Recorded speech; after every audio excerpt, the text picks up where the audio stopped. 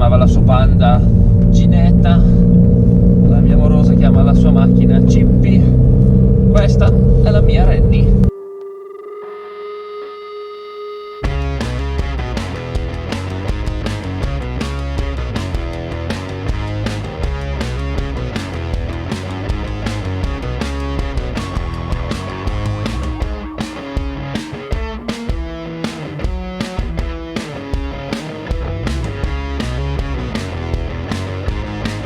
Una Clio RS 200 EDC, 200 sono i cavalli ovviamente, perché c'è anche la versione Trophy da 220 cavalli e sostanzialmente dalla Trophy a questa, oltre ai 20 cavalli, cambiano anche 20 Nm di coppia. Questa ne ha 240 mentre la Trophy ne ha 260, monta un'altra turbina e una centralina per il cambio differente.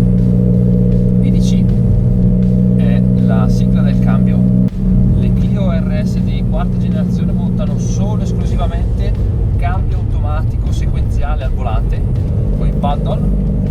È un cambio doppia frizione, 6 marce, e c'è chi si è lamentato, c'è chi preferisce il cambio manuale. Effettivamente non sarebbe stato male fare due versioni, almeno da poter scegliere. Io, per quanto mi riguarda, mi sono trovato veramente bene, anche perché nei tratti di montagna come questi non devi più staccare le mani dal volante per dover cambiare, e io mi trovo veramente bene, comodissimo. Poi la cambiata è sicuramente più veloce di una manuale, non hai più il problema del polpaccio sinistro più gonfio di quello destro per via magari del traffico e quando sei imbottigliato, quindi ci sono sicuramente pro e contro. Non è perfettissimo nelle cambiate, nel senso che ha un leggero ritardo, facciamo di un mezzo secondo buono, abbondante. Quando voi date il comando alla paletta, al paddle, la cambiata arriva un mezzo secondo dopo. Non so se rendo l'idea.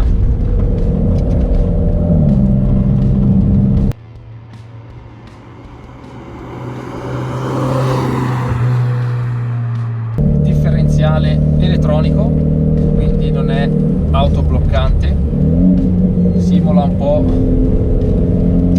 quel rientro in traiettoria, ma non è la stessa cosa di un vero differenziale autobloccante.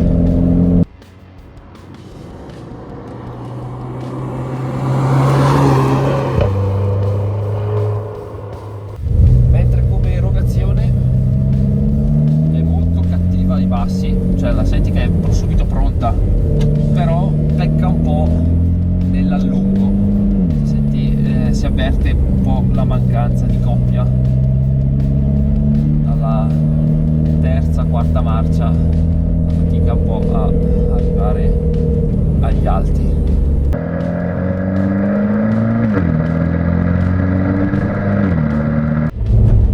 Infatti non le farebbe male un po' di coppia in più, è un po' limitata tra virgolette per via di questo cambio,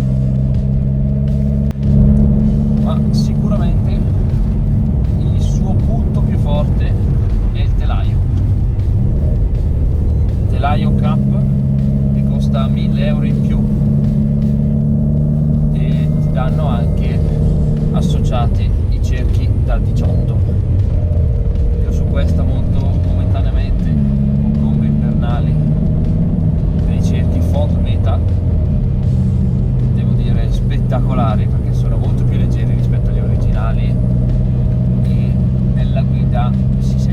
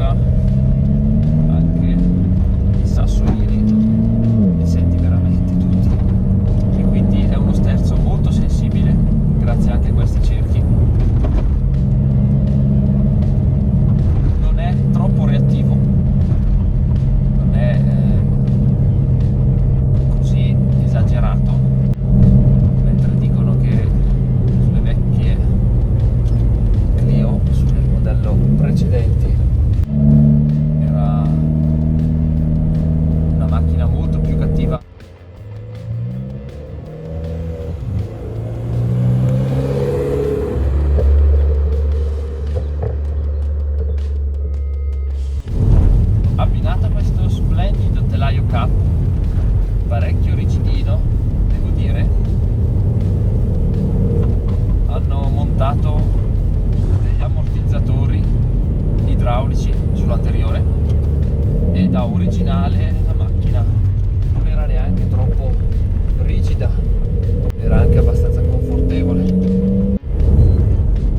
Ma io le ho montato delle molle HR che sono più rigide e ribassate, infatti oltre a donare un look più aggressivo, più ribassato, esteticamente più bello da avere, devo dire che si abbina perfettamente a questi ammortizzatori perché è veramente incollata a terra, cioè non si schioda di un millimetro.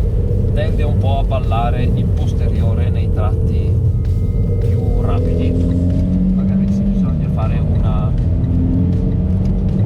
combinazione di S di serie, curve strette, magari prendi un rondò troppo veloce e devi fare una brusca sterzata, tende un po' a ballare il posteriore, che non è male, perché l'anteriore in quei tratti lì è incollato, mentre nei curvoni veloci si avverte un pochino di sottosterzo.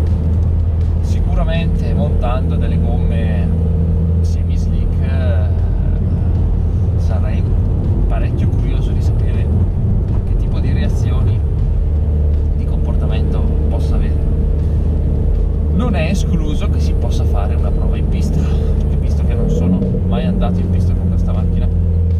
A livello di freni, diciamo che quando viene stressato maggiormente va un po' a soffrire. Infatti il pedale del freno comincia un po' ad allungarsi, magari con dei tubi in treccia si risolve questo tipo di problema, perché per il resto ha una bella frenata. I dischi anteriori sono da 320 mm, quindi sono anche piuttosto grandini. Pinza a mono pistoncino, anche dietro sono a disco.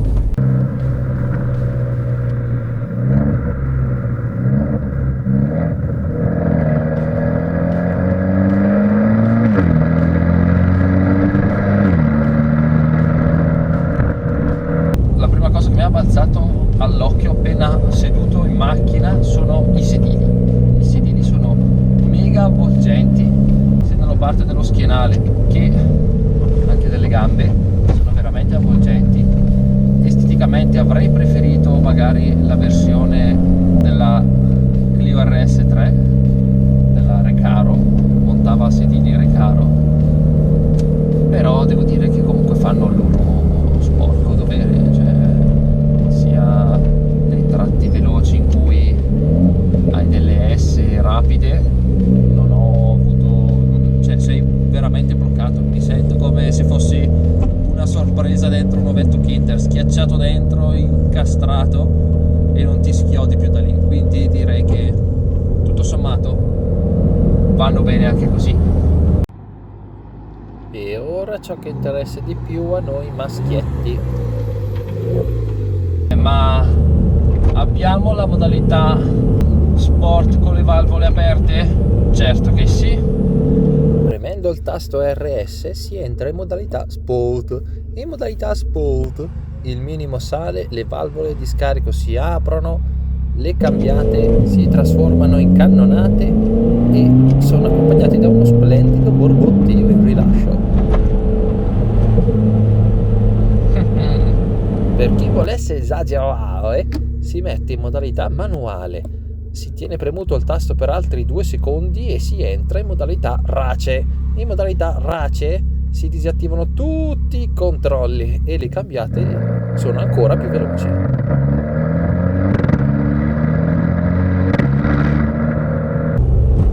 Poi ho avuto la sana idea di cambiare lo scarico perché da originale era tappato peggio di una latrina e quindi ho dovuto sostituire. Abbiamo centrale e terminale libero e adesso canta ora una chicca, la modalità launch control, pedali sul freno, ci tirano entrambi i paddle, pedale dell'acceleratore a fondo e si molla il freno. Ora passiamo alle note dolenti. Quanto consuma una macchina così? Allora, siete civilizzati, può anche farti 15 km con un litro. Se siete perennemente invece in modalità sport, race, vi piace scannare, sentire il rumore che rimbomba qua e là, allora lì siamo un pochettino tragici, nel senso che arriviamo anche sotto tranquillamente i 10 km con un litro. Quindi diciamo che è una macchina che io utilizzo tutti i giorni, mi trovo bene. Se la si usa con un po' di contegno non vi svuota completamente il portafoglio subito, invece se vi piace smanettare, comunque la benzina per voi non è un problema, allora va benissimo anche così. In breve possiamo definirla una mezzo sangue, pratica nell'uso di tutti i giorni e brillante quando ci si vuole divertire e fare un po' i piloti, anche se l'avrei preferita magari un po' più racing, un po' più cattiva e con qualche allargamento sui passaruota come sulle vecchie Clio RS. E voi cosa ne pensate? Anche voi date i soprannomi alle vostre auto? Se vi è piaciuto questo video mettete un like, mi raccomando iscrivetevi al canale, fate i bravi e ci vediamo alla prossima. Ciao belli!